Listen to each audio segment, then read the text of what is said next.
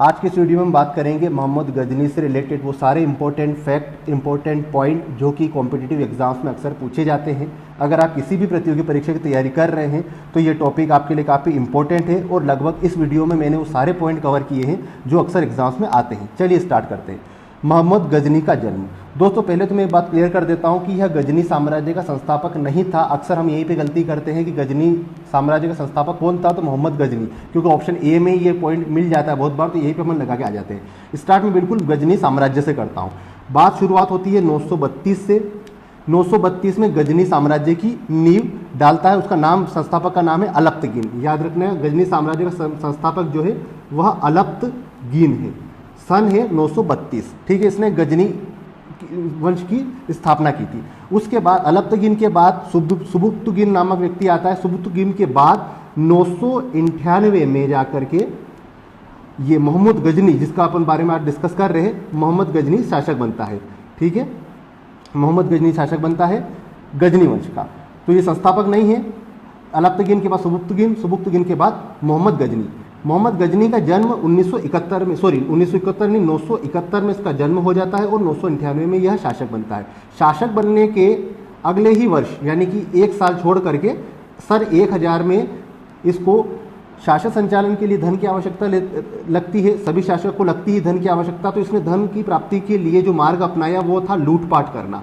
और लूटपाट करने के क्रम में ही इसने भारत पर आक्रमण किए। वो सारा इस लेक्चर में आगे कवर करवाऊंगा। तो सन 1000 में इसने आक्रमण करना प्रारंभ किए। 1000 से लगा करके सन 1027 तक यह भारत में 17 बार आक्रमण करता है। ये क्वेश्चन भी आता है कि मोहम्मद गजनी ने भारत पर कितनी बार आक्रमण किया? 17 बार। पहला आक्रमण सन 1000 में होता है और अंतिम आक्रमण 1027 में होता है। चलिए आगे देखते हैं। उद्देश्य हो गया इसका लूटपाट करना, मतलब कि भारत पर शासन करना या शासन संचालन करना इसका उद्देश्य नहीं था। इसका मात्र उद्देश्य क्या था? भारत पर लूटपाट करना, धन की प्राप्ति करके गजनी ले जाना। अब बात करते हैं इसके द्वारा किए गए प्रमुख आक्रमण के बारे में।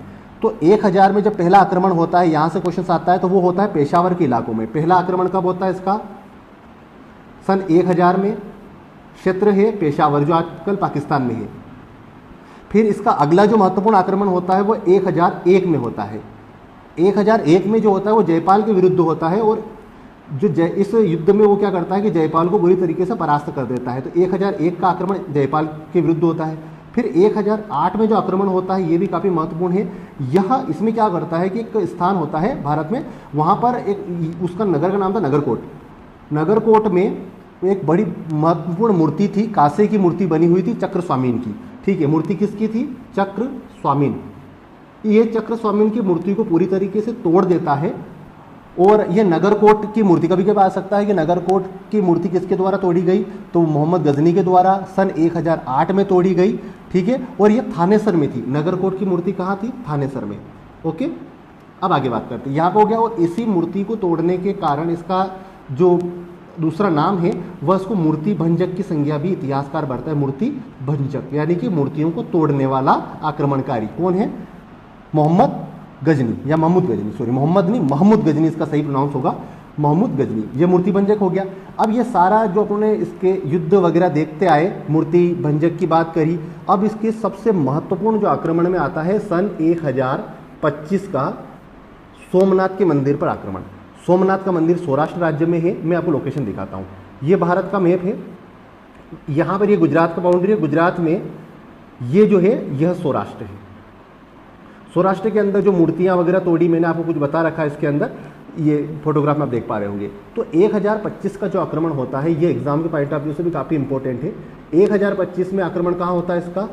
सौराष्ट्र राज्य में, सौराष्ट्र राज्य के सोमनाथ मंदिर में। सोमनाथ मंदिर सौराष्ट्र राज्य क्षेत्र है, सौराष्ट्र, ये गुजरात में आता है। सोमनाथ के मंदिर पर, सोमनाथ के मंदिर पर आक्रमण करता है। उस पूरे मंदिर को तोड़ देता है, वहाँ की मूर्तियाँ तोड़ देता है, खंडित कर देता है। और यहाँ से करीब उस समय 20 लाख दिनार के बराबर, उस समय दिनार चलती थी देश में, 20 लाख दिनार यहाँ से ये लूट करके ले जाता है। तो ये इसका बड़ा आक्रमण हो जाता है। ये अंतिम आक्रमण नहीं है। अब अंतिम आक्रमण की बात करेंगे। 1027 में यह अंतिम आक्रमण होता है इसका।